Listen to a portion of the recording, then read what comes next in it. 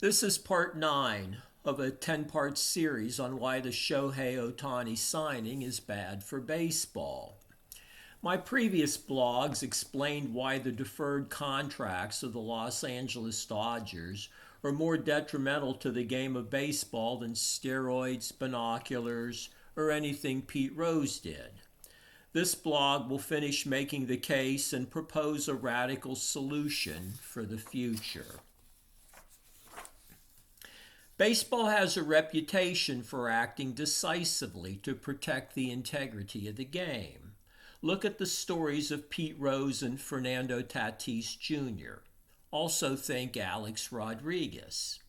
A-Rod was suspended from baseball for an entire year for steroid use. Some observers felt that baseball went out of its way to pursue and punish this particular player, who was also threatening to become the GOAT.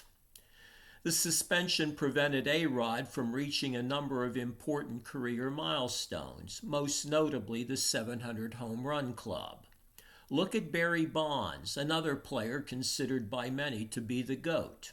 Look at what a fearsome hitter Bonds was in his last season, and explain to me why no team would sign him to a contract the following year. What might have Bonds' unhindered legacy ultimately become? Baseball does unspoken things for the good of the game, even to the mighty. That said, what would have to happen for baseball to recognize how greatly fair competition can be compromised by white-collar crime? Baseball can be very diligent on this issue when it comes to amateurs and kids. Teams from the Little League on up have been forced to forfeit games due to violations that compromised fair play. Also, someone should tally up how many amateurs have been suspended or disqualified for not adhering to the letter of some law. So now I ask, what constitutes a white-collar crime at the professional level? Former Mets GM Billy Epler has been ruled ineligible for 1 year because of what I read as a violation of the injured reserve list, placing players on it who don't belong. This keeps them from being available to other teams. All of these players are people the average fan has never heard of and probably never will. In essence, we're being told that enforcing this violation protects baseball. But clamping down on luxury tax excesses doesn't? If baseball is a team sport, isn't it possible for an entire team to be so avariciously out of bounds that maybe the nucleus of the team should be suspended for 1 year, at least from the playoffs, until we can get this whole mess sorted out? The Houston Astros lost their first and second round draft choices for 2 years and paid a hefty fine for sign stealing. I want to know, what penalty does baseball impose on a team for stealing an entire player? Suppose this player is not a marginal injury reserve. Suppose this player is the GOAT. Would barring a team from playoff competition be too harsh?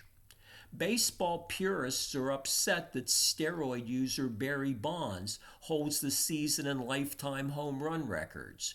Why should the deferred contracts Dodgers be allowed to break the Atlanta Brave record of 14 straight playoff appearances? Baseball is a team game, isn't it? I say this, Major League Baseball needs to act now. Unless the competitive balance tax was a frivolous enactment that had no purpose to begin with, these deferred contracts that circumvent the luxury tax need to be disallowed immediately, even after the start of the season if necessary. The Dodgers should be given the option of immediately paying the full luxury tax, with last year's reset re-examined and disallowed if achieved through deferments. This applies to all the other teams as well. No luxury tax payments can be avoided through deferments. If the Dodgers can't pay the full price and any additional penalties for what some have called gaming the system, then let the Dodgers do what the Angels did. Release the players and hope someone picks them up and undertakes part of the salary. If necessary, let Major League Baseball assume the contracts and assign each player one by one to the teams with the worst won-lost records or the least amount of revenue. If a player doesn't want to go, pay him and let him sit out. Baseball made a bad decision allowing these deferred contracts. Let baseball burden the cost. In some instances, baseball will have a decade to amass the necessary money. One other radical solution would be this. Hear me out. Boxing has weight classifications. A Sugar Ray Leonard or a Manny Pacquiao is not expected to fight a George Foreman or a Mike Tyson to win a championship. If Tampa Bay reaches another World Series, or the Orioles or any other small medium-sized market team, or the playoffs, baseball should use a handicap system, sort of like amateur golf perhaps. No home team has to play against an opponent whose payroll is more than 2 times greater than its own. When the Dodgers or Yankees, Mets, whoever, are the home team, they can go cage match, no holds barred. Everybody on the roster is eligible to play against the opponent. But when they are in the opponent's ballpark, teams have to submit an eligibility roster that cannot be more than 2 times greater than the home team's season-high payroll. If baseball wants to be a game of financial maneuvering, go all in. Kids can go to college and take classes on how to work a baseball roster. They'll be able to learn how to manipulate a payroll so their team can win both on the road and at home. Baseball will become an athletic form of chess. Let's see which front office can adapt the quickest. Within 2 years, the fans will adjust, and every baseball analyst on ESPN and the Baseball Channel will have a new topic of discussion that will delight the modern baseball fan. Who do the Dodgers sit out when they play Baltimore or Tampa Bay or Cincinnati in the postseason? Home field advantage will surely exceed concerns over binoculars. What I'm saying is, if the luxury tax is to be so easily evaded, just get rid of it.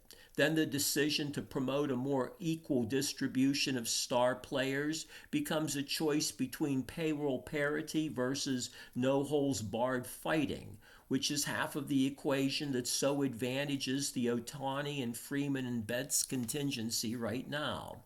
The payroll parity portion of this equation, once implemented, gives any team that makes it into the postseason a chance of winning it all, even if competing against the glory-ravenous payroll that seems destined to dominate for the next decade.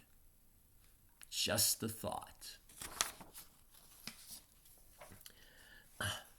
My 10th and final blog will make one more radical proposal for baseball's Hall of Fame. Additionally, I'll add my personal mission statement, which will include how this particular essay came into being. Thank you.